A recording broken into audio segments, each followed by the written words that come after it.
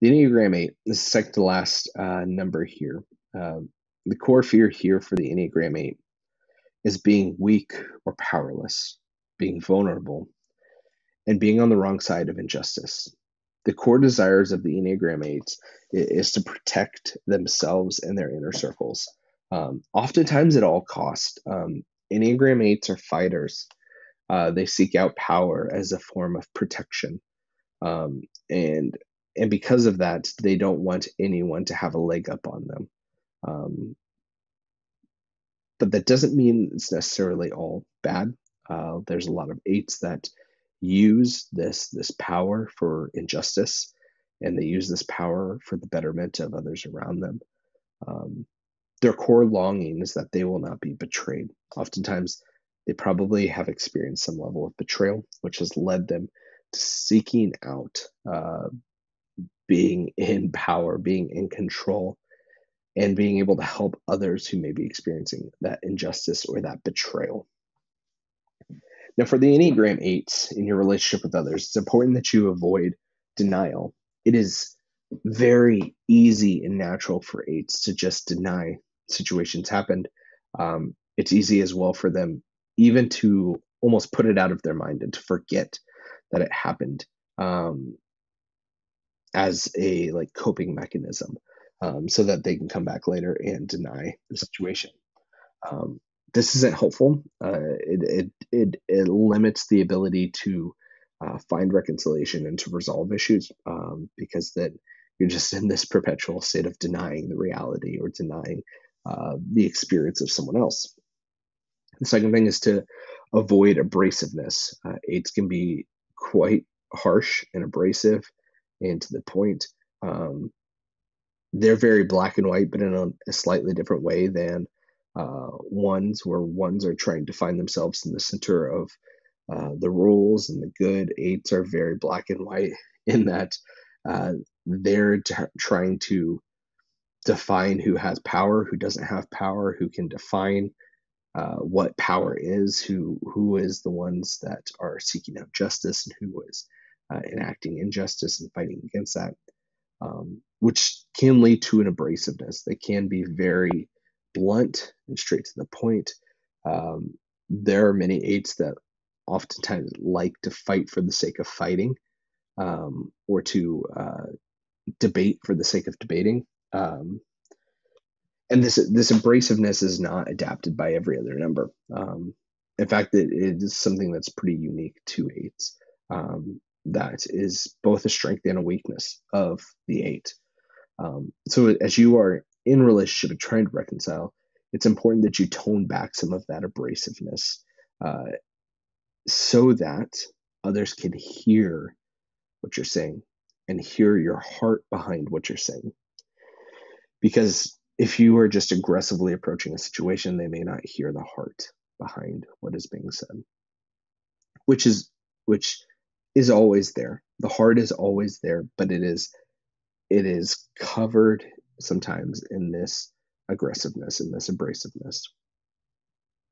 The third thing is it's important to accept differing points of view. Um, as I said, again, with the denial and the viewing things very black and white, is easy for eights to think that their way is the only way, or their way is the right way, um, or that their way is the only way that they're going to do it, even though other ways may be acceptable.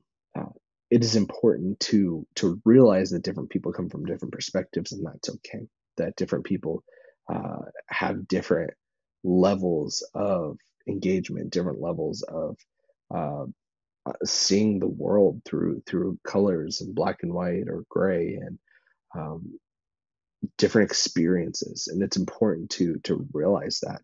Um, in fact, it may be helpful as well for eights to remember that, uh, as they have probably experienced some level of betrayal or injustice, and therefore they want to fight against whatever that injustice is. They've probably not experienced all forms of injustice, and so they may not understand the other views that other people may have from experiencing denial, or from experience betrayal or injustices. If you're in a relationship with an eight, a few notes for how to help reconcile with them. First is being direct. Eights, again, they value directness, they value bluntness. Um, they're not going to love over overly emotive conversations. Um, in terms of reconciliation, they're also not going to love overly intellectual. So having intellectual debates as part of the reconciliation process is not going to be helpful for an eight, um, because they want to help resolve the injustice and move forward. Um, not because of efficiency like the three, but because they want to resolve the injustice.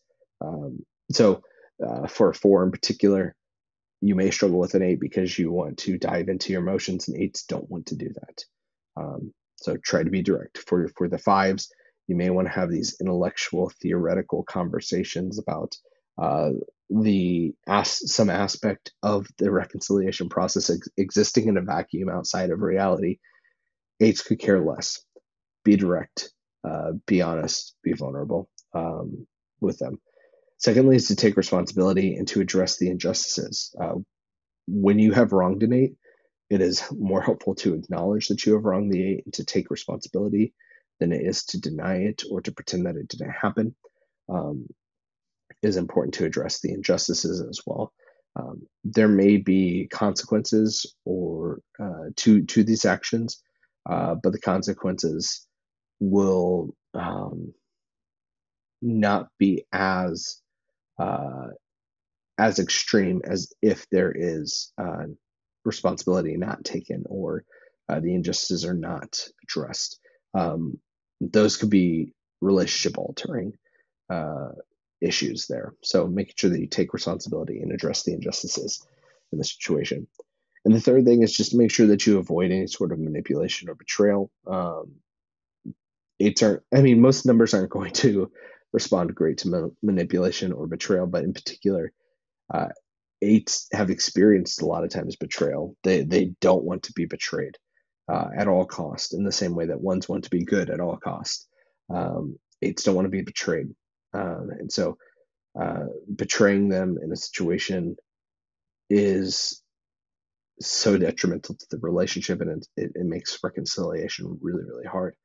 Manipulating them also can create a lot of strife and a lot of tension and make it just very difficult to reconcile. For eights trying to reconcile with themselves, there's a few things to remember. First, people are not out to get you. You may have experienced betrayal in your childhood. You may have experienced injustices and you want to fight for them.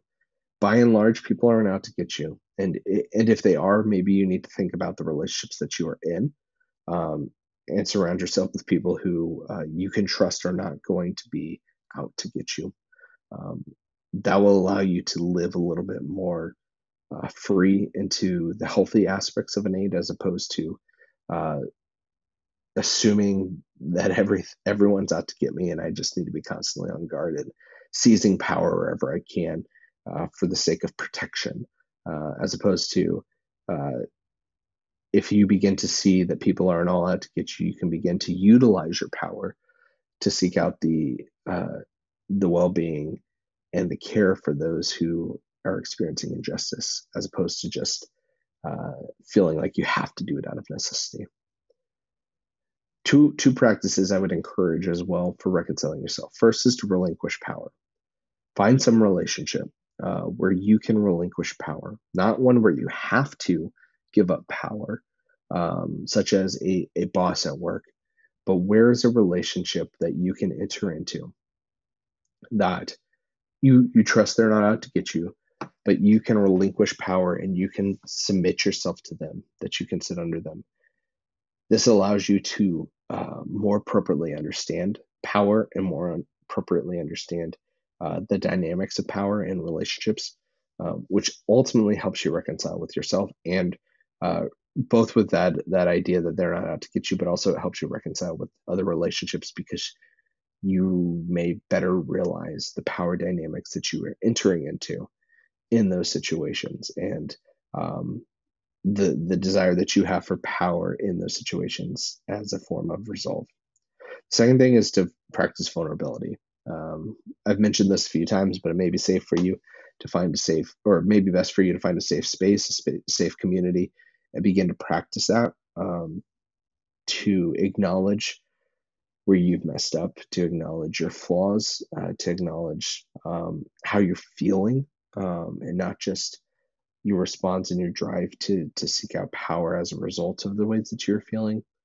Um, it's important for you to acknowledge those things and to be vulnerable and to lean into that to help understand yourself better, to understand your motives better, to understand what is driving this need for power better, um, but also in your ability to help others and to reconcile with others.